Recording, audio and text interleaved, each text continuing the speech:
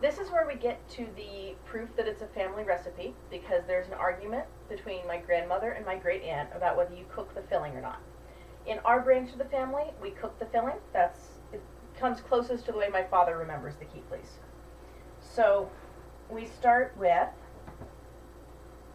half a cup of sugar. And I know I said you can't use turbinado sugar, but I realized I'm not going to have enough white sugar for rolling it out if I use that in the filling. So I'm using turbinado sugar in the filling. It should be fine for that. Quarter cup of raisins. And then these are the egg whites that are left from the egg yolks that went into the filling. And I'm going to beat these. I'm using a milk frother because it's slightly easier, but you can also just beat them with a fork. As far as I know from the information that has been passed down, they don't have to be beaten to stiff peaks or anything like that. I normally just beat them until they're frothy. And the milk frother does not work quite as well for this as I wanted it to, but it will do the job. And there are the egg whites. They're nice and frothy, but not really anything beyond that. I don't know if you can really see them. So put those in with the raisins and the sugar. And then 2 cups of walnuts, which I'm going to proceed to chop finely because you really only use a little bit of filling in each Keifli, and if they're not finely chopped, you end up with one big chunk of walnut as the entire filling. So I am fairly particular about getting them chopped finely. And here's the walnuts when they're chopped. Some of them are pretty fine. There's still a few chunks in there, but none too big.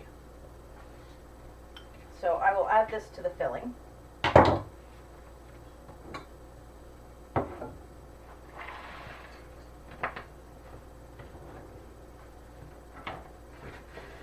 And then I'll stir it up and then cook it until it's dark brown and you can't see chunks of anything anymore. It's just all smooth filling. Here's the Keifli filling after it's cooked. It's kind of a nice dark golden brown. I did end up adding maybe 1/3 of a cup, just a splash of water during the cooking process because it was drying out and sticking before it was really getting nice and dark. So the water helped a lot with that. And I mean, you can see it's a very sticky, clumpy consistency, more than a smooth consistency. I have here the dough, which has been in the fridge, and you really want to make sure that it's cold as you're working with it. It just gets really sticky and almost kind of gloppy if it warms up. So you really only want to work with half the dough or maybe even 1/4 of it at a time. Let me get a knife here.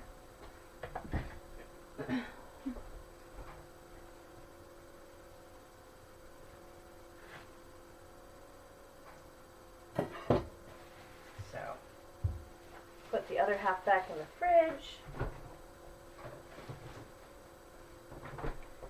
And then this half will get rolled out in white sugar. And you really want to use quite a bit of sugar. It's just coated in sugar by the time it's done.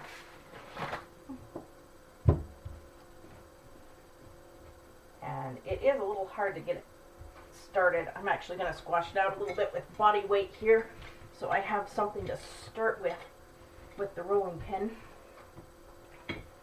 I really enjoy using this rolling pin making Keiflis because this rolling pin actually belonged to my great-grandmother. So it's very cool to get to use it making her Keifli recipe.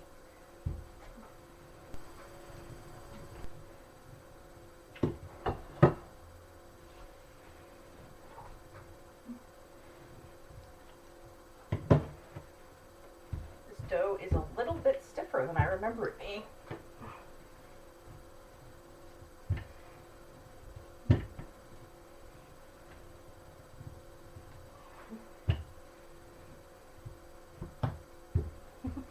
Maybe next time I'll let it warm up for just a couple minutes without getting too warm.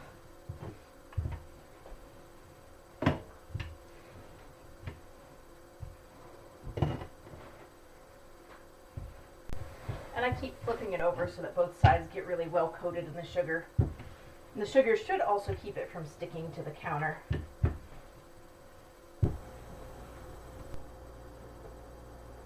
So here's a quarter of the dough, and I've kind of smushed it down so it's a little bit flat to start rolling it out. You're going to want to roll it out pretty thin. Too thin, and then the ends will burn. And you want to keep lots of sugar on the rolling surface as you're rolling it out. It's just going to be coated in sugar by the time it's done. And I kind of just keep flipping it as I roll to keep the sugar nicely evenly coating both sides.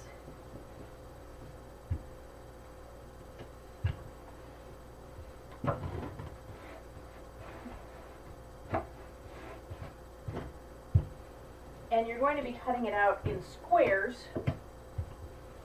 So if you can keep the edges even as you roll, do that. It usually doesn't work for me, and I just have rough edges that I need to cut off. I will sometimes cut the squares as big as maybe 2.5 inches, but a properly made Keifli is really even smaller than that.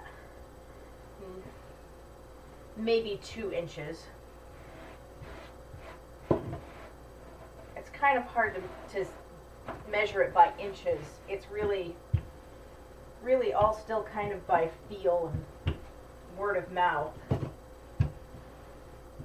The recipe that I have actually probably only has half of the real information that you need to cook it.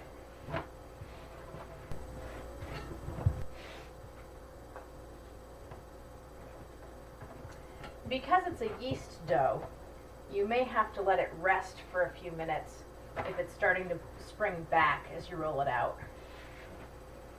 And if you let it rest for a few minutes, it will kind of relax again and be easier to work with. If it starts to stick to your rolling pin at all, just add a little more sugar.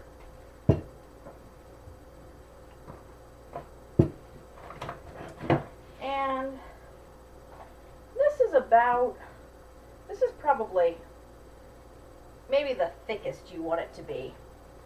You don't want it too much thinner than that either, but just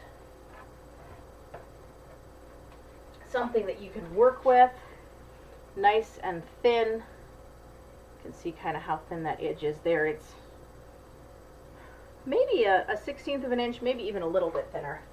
Not nearly paper thin, but thin enough that you can roll it without it being unwieldy or too thick to really wrap around itself well. Because you want to cut this in such small squares. Get a butter knife.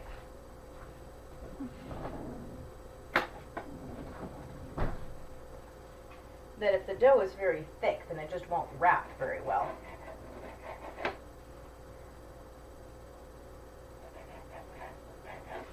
So, yeah, that's maybe, again, it's probably a little on the large side, but it is easier to work with if you make them a little larger than traditional Keiflis. It takes a very long time to make dozens and dozens of tiny Keiflis, so you can make them medium size or tiny as you prefer. And you really want just a little bit of filling. Not even really as much as a teaspoon, maybe somewhere between a half a teaspoon and a teaspoon. And you put that right in the center of the long edge. You roll it up from the filling towards the point of the triangle. And then right here, I usually like to pinch this closed so the filling doesn't come out. And then I bring the edges around. And that is a proper Keifli shape. The crescent shape, there's the point coming towards the middle, and then you roll this in sugar, and put it on a cookie sheet. Cook it at 300 or 320 degrees.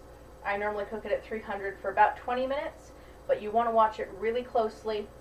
You don't want them to get crispy at all. They'll usually be lightly browned on the bottom. They should not be soft or mushy, but just like a good soft pie crust consistency. Resistant to touch, but not hard, because they will even crisp up a little bit as they cool, and you really don't want them to be crunchy cookies. They're meant to be pastry consistency cookies. And just a little bit of filling right in the middle of that long edge of the triangle. And then I also often actually have to kind of stretch the dough out as I roll it to get it to fit over the filling properly. And I do not make Keiflis that are that pretty, really. They're always kind of pinched into the shape they're supposed to be, but they do taste pretty good anyway. And you see this one again with the crescent shape and the point of the dough there in the middle. And then roll that one in the sugar, both sides. Since there's no sugar in the dough, they need to be really well coated in sugar. And that's the Keifli shape there. I have here a few of the finished Keiflis. These are pretty close to what Keiflis are supposed to look like. This one is obviously a little bit diagonal and slantwise, but it's a good size for Keifli. Mostly a good shape. This one similarly. And they're both just browned on the bottom, not too dark. So I don't really have a perfect Keifli, but those are pretty good. This is an example of what happens to a Keifli when you don't roll it and pinch it to get it to stay sufficiently. This can also happen if your dough is too thick, and so you're not getting a good roll on it, and so it's not really overlapping and sticking to itself. And then this one's not a bad Keifli, but this is what happens if your squares if your squares get too big. You get this kind of long rabbit ears effect on the Keifli, and those edges often get too dark brown. So you can make them bigger if you want it to go a little faster, and it'll still work, but your edges won't be quite as nice. They'll be too long and brown. And those are Christmas Keiflis. I hope you enjoy.